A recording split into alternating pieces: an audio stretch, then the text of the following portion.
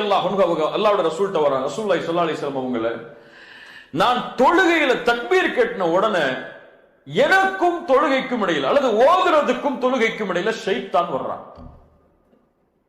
நம்ம கேட்க வேண்டிய கேள்வி. ரசூலுல்லாஹி ஸல்லல்லாஹு அலைஹி வஸல்லம் சொன்னாங்க, தாக்க ஷைத்தான், அவன் ஒரு ஷைத்தான், யுகாலு லஹு ஹன்ஸப், அவன் பேரு ஹன்ஸப், ஜின்களுடைய வகையில இவனும் ஒரு வகை ஹன்ஸப்.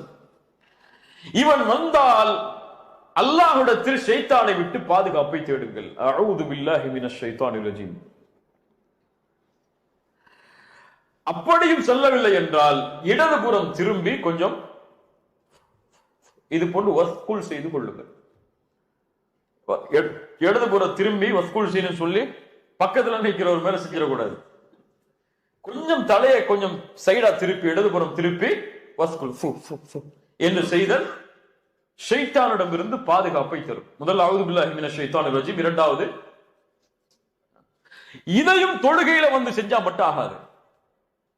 ஷைத்தானை விட்டு தன்னுடைய வாழ்க்கையில எல்லா விஷயத்திலையும் விலகி நிற்கிறவருக்கு அஊது பில்லாஹி மினஷ் ஷைத்தானிர் ரஜீம் சொன்னா ஷைத்தான் ஓடுவான். கல்விலேயே ஷைத்தானுக்கு பங்களா கட்டி வாடகை வாங்காம தங்க வச்சிருந்தா என்னதான் வரும்? நீ விரட்டி விட்டாலும் போக மாட்டான். நம்ம விரட்டி விட்டாலும் அவன் என்ன செய்ய மாட்டான்? போக மாட்டான். இப்போ வாழ்க்கையில ஷைத்தான் இல்லைன்னா தொழுகையிலையும் ஷைத்தான் இருக்க மாட்டான். விரட்டினா ஓடிடுவான். வாழ்க்கையில நம்மளே கூட வச்சுக்கிட்டு என்னோடய இரு, பிசினஸ்ல என்னோடய இரு, வட்டியா என்னுடைய தொழில இரு, கிரெடிட் கார்டா, என்னுடைய பர்ஸ்ல கிரெடிட் கார்டா இரு, இப்படி எல்லா விஷயத்திலும் என்னோட இருந்துங்க, தொழுகையில மட்டும் போனா போக மாட்டான்.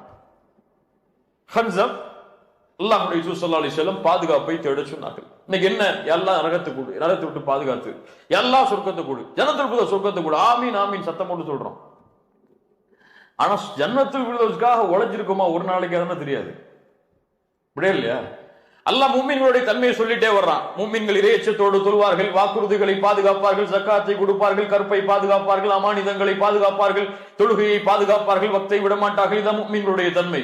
இவர்கள் சொர்க்கத்துடைய வாரிசுதாரர்கள். இந்த சொர்க்கம் ஜன்னத்துல் ஃபிர்தௌஸ். ஜன்னத்துல் ஃபிர்தௌஸ் சொர்க்கத்தை அல்லாஹ் கொடுத்தா இன்னைக்கு ஆமீன் சொல்றதுக்கு பல பேர் இருக்காங்க. ஜன்னத்துல் ஃபிர்தௌஸ்க்காக இந்த தன்மையெல்லாம் செஞ்சு உழைச்சமான்னு சொன்னா கிடையாது. அப்படி இல்லையா? நமக்கு என்ன இன்னைக்கு ஆட்டோமேட்டிக்கா இன்னைக்கு மூத்தானா கூட ஜன்னத்துல் ஃபிர்தௌஸ் போயிடும்னு நம்பிட்டு இருக்கோம் நம்ம எல்லாம். இன்னைக்கு மூத்தானா சொர்க்கம் பானுக்கு இல்ல, மாஷா அல்லாஹ், அல்லாஹ் பாதுகாத்தவர்களை தவிர. ஆனா ஒவ்வொரு நாளும் தூங்கும் போது கேட்க வேண்டியது கேள்வி என்ன? இன்னைக்கு என்ன செஞ்ச நீ சொர்க்கத்தை அடைகிறதுக்கு? கரெக்டா தொழுதியா? கரெக்டா குஷுவோடு தொழுதியா? ஜக்காத்து கொடுத்தோமா? அமானிதங்களை பேணணுமா? பொறுமையா இருந்தோமா? வாக்குறுதிகளை பேணணுமா? இப்படி அல்லாஹ் கூறிய சொர்க்கவாதிகளுடைய தன்மையை செயல்பட்டுட்டு மூத்தாகும் போது அல்லது தூங்கும் போது நான் சொர்க்கத்துக்கு போக போறேன் இன்ஷா அல்லாஹ்ங்கிற எண்ணம் இருந்தா சரி. நான் என்ன இருக்குன்னு நம்ம ஜன்னத்துல் ஃபிர்தௌஸ் போகணும்னு நினைச்சிட்டு இருக்கோம்.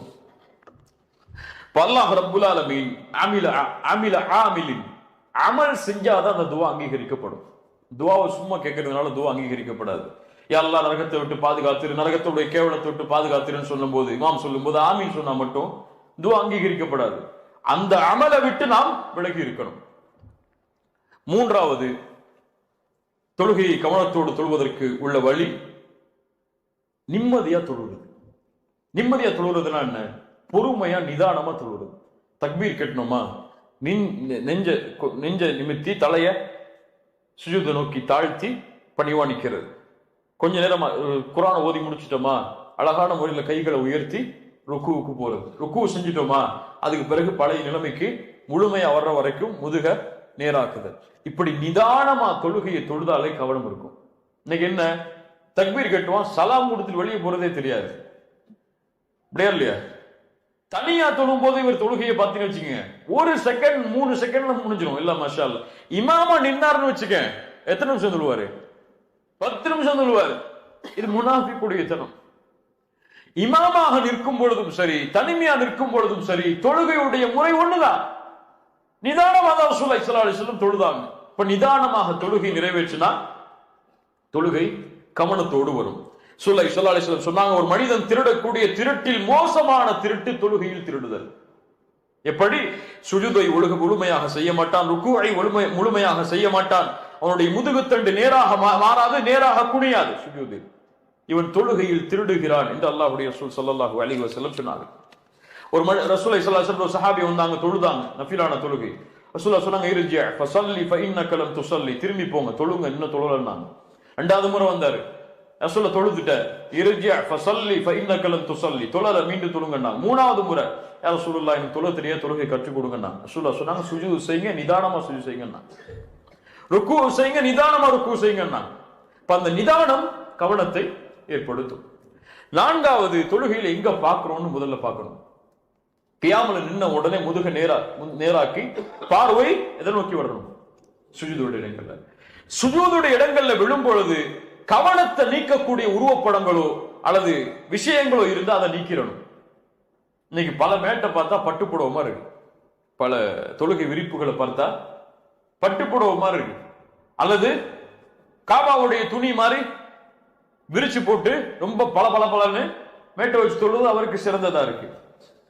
ஆனா இதுவெல்லாம் கவனத்தை திருப்பி விடும். சுஜூத் செய்யக்கூடிய இடம் கொஞ்சம் பிளேனா இருந்தா கவனம் அந்த பார்வையை நோக்கி செல்லும். இல்ல அங்க போய் ஷைத்தான் அங்கிருந்து வேற பக்கம் திருப்பிடுவா.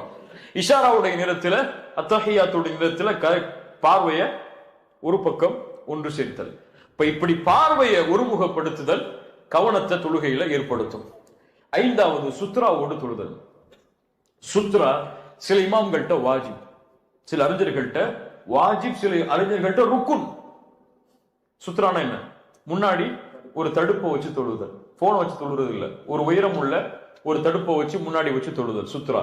நமக்கும் அந்த தொழுகைக்கூடிய இடைக்கும் இடையில யாரும் உள்ள நுழையாதபடி அதுக்கு பின்னாடி தான் மக்கள் இருக்கிற மாதிரி சுத்ரா வச்சு தொழுதல். இமாமுக்கு பின்னாடி நிற்கும் போது சுத்ரா தூக்கி வச்சிடக்கூடாது. இமாம் தான் நமக்கு சுத்ரா. தனியா தொழும் போது, பள்ளியில நடுப்பள்ளியில தொழும் போது ஒண்ணுமே இல்லாம தொழக்கூடாது. சில அறிஞர்களிடத்துல அந்த தொழுகை ஏற்றுக்கொள்ளப்படாதுன்னு சொல்லக்கூடிய அறிஞர்கள் இருக்கிறாங்க. ஆனா சுத்ராவை கவனத்தோடு முன்னாடி வைத்தல். சுத்ரா இல்லாம ஒரு இமாம் தொழுதா கூட ஒரு சேரை கொண்டு வந்து முன்னாடி வச்சுட்டு போயிடணும்.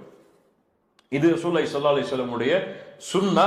இதை செய்தால் தொழுகை கவனமா இருக்கும். நமக்கும் அந்த இடத்துக்கும் இடையில ஒரு தடுப்பு இருந்துச்சு சொன்னா அதை தாண்டி நம்முடைய பார்வை போகாது. இல்ல யாரு கிராஸ் பண்ணுவா, யாரு போவான்னு அந்த பார்வையிலே நம்முடைய பார்வை திரும்பிட்டு இருக்கும். ஆறாவது, ஹுஷூங்கிறது, முடிச்சிடலாம் 5 நிமிஷத்துல. ஹுஷூங்கிறது தொழுகைக்குள்ள ஆரம்பிக்கிறது இல்ல, வீட்டுல இருந்து கிளம்பும் போதே ஆரம்பிக்கணும்.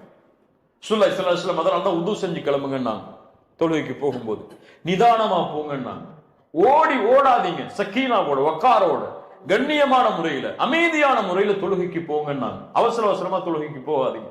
எது கிடைக்கிறதோ அதை ஏற்றுக்கொள்ளுங்க, எது கிடைக்கலையோ அதை முழுமைப்படுத்துங்கன்னா.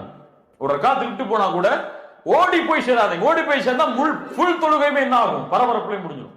நிதானமா போய் என்ன ரக்காத்து கிடைக்குமோ அதை ஏற்றுக்கொண்டா போதும். இன்னும் ஸல்லல்லாஹு அலைஹி வஸல்லம் சொன்னாங்க.